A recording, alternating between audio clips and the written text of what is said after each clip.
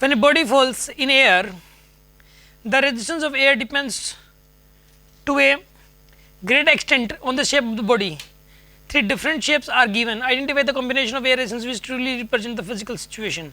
सुना, मुझे एक बात बताइए आप, इसने पता क्या किया, इसने जो है ना शेप दी है लिक्विड की, एक तो शेप ये वाली है, ठीक है ना, एक शेप ने स्फेरिकल दे दी बिल्कुल ही, ठीक है ना, यहाँ पे पानी है, इसमें भी यहाँ पे ऐसे पानी है, और एक शेप इसने दे दी कुछ ऐसे, ठीक है ना, कुछ इस तरह की शेप दे दी। अब मुझे एक बात बताइए आप, इनका वेट सेम है, W W W weight same है, और जब ये ड्रॉप नीचे आ रही होंगी तो ऊपर क्या होगा, रेजिस्टेंस लग रहा होगा एयर का, रेजिस्टेंस फोर्स लग रहा होगा ना, ठीक है, ड्रैग फोर्स लग रहा होगा, और वो मतलब जो है ना लग रहा है, लग जो भी है, मतलब R1 R2 R3 मान लो इसमें तो, ठीक है ना, ये मान लो इस पे लग रहा है R1, इस पे लग रहा है मान लो R2, इस पे क्या लग रहा है मान लो R3, रेजिस्टेंस फोर्स लग रहा है। अब आप मुझे एक बात बताइए, अगर ये तीनों गिरेंगी तो सबसे ज़्यादा रेजिस्टेंस किस पे लगेगा, मतलब अपोजिशन सबसे ज़्यादा किसका होगा, क्वेश्चन क्या है कि अपोजिशन सबसे ज़्यादा किसका होगा।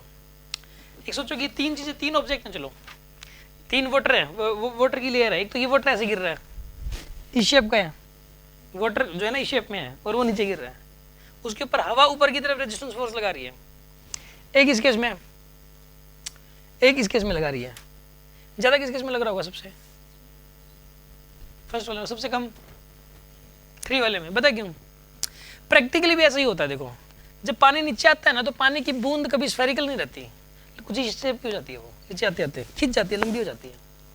वो लंबी होने का कारण क्या है, ताकि उसके ऊपर एयर रेजिस्टेंस कम से कम लगे। देखो यहाँ पे तो कॉन्टैक्ट एरिया ज़्यादा है, यहाँ पे देखो एरिया, देखो कितने सारे एरिया पे लगेगी एयर का फोर्स, कितने सारे एरिया पे लग रहा है। यहाँ पर भी देखा जाए तो ये कॉन्टैक्ट एरिया देखो, यहाँ पे भी, यहाँ पे भी, यहाँ पे भी, यहाँ पे भी, यहाँ पर भी, यहाँ पर भी, यहाँ पर बहुत ज़्यादा कॉन्टैक्ट एरिया। इसमें क्या होगा, साइडों में से निकल जाएगी ऐसे, थोड़ा सा है कॉन्टैक्ट एरिया, बस बिल्कुल कम है। समझ आ रही है बात आपको, साइडों में जाएगी ऐसे। यही वजह होती है कि इसकी शेप स्ट्रीमलाइन होगी। स्ट्रीमलाइन का मतलब ये होता है कि ये कॉन्टैक्ट एरिया कम से कम कर लिया।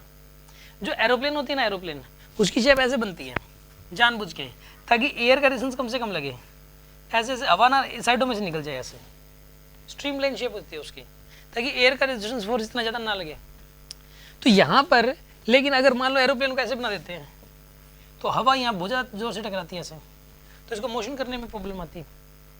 इस शेप को स्ट्रीमलाइन शेप बोलते हैं। तो वाटर अपनी शेप ना अपने आप जब नीचे आता है तो अपनी अपनी शेप स्ट्रीमलाइन कर लेता है, ताकि जो हवाई साइडों में से निकल जाए, इसके ऊपर कम से कम ड्रैग फोर्स लगे। अगर वाटर स्फेरिकल है तो भी ये सरफेस एरिया बहुत ज़्यादा हो गया, और यहाँ पर भी ये वाला एरिया तो कुछ ज़्यादा ही है, ऐसी शेप तो कभी नहीं होती, इसमें तो लगेगा ये ड्रैग फोर्स। अब एक बात बता, कोई कागज है, कोई पेपर है, अगर मैं ऊपर से छोड़ दूँ उस पेपर को तो नीचे आने में बहुत टाइम लग जाता है पेपर को। क्यों? क्योंकि वो बहुत चौड़ा होता है। देना ये पेपर एक बार, जैसे कि ये वाला पेपर है, ठीक है। तो एक बात बताओ, इसकी शेप देखो ऐसी है, ठीक है ना, देखते हैं कितना टाइम लगा रहा है, ये बहुत टाइम लगा रहा है ना। इसकी शेप को मैं थोड़ा चेंज करता हूँ, क्यों? क्योंकि एयर ड्रैग फोर्स ज़्यादा लगा। अब सुनो, इसकी शेप देखो कैसे करते हैं हम लोग।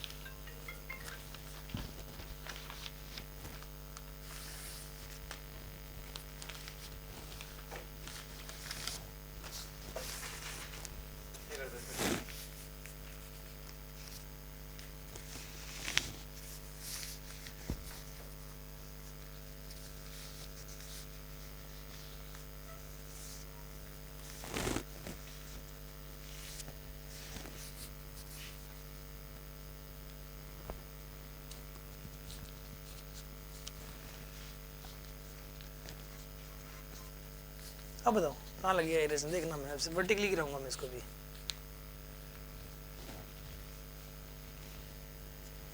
देखना, अब छोड़ता हूँ, शेप ऐसे कर दिया, अब जल्दी गिर गया सर, वेट बढ़ गया, वेट थोड़ा ना बढ़ गया। आप क्या देना एक बार, स्फेरिकल देना, वो शेप देना एक बार। इसने कर दिया ऐसे,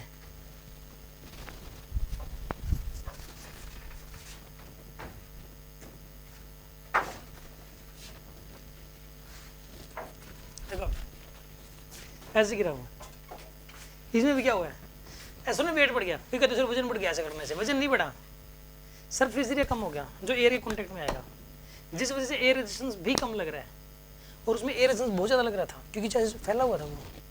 यही वजह है कि एयर रेजिस्टेंस सबसे कम इसमें लगेगा, उससे ज़्यादा इसमें लगेगा, सबसे ज़्यादा इसमें लगेगा। समझ में आ गया आपको?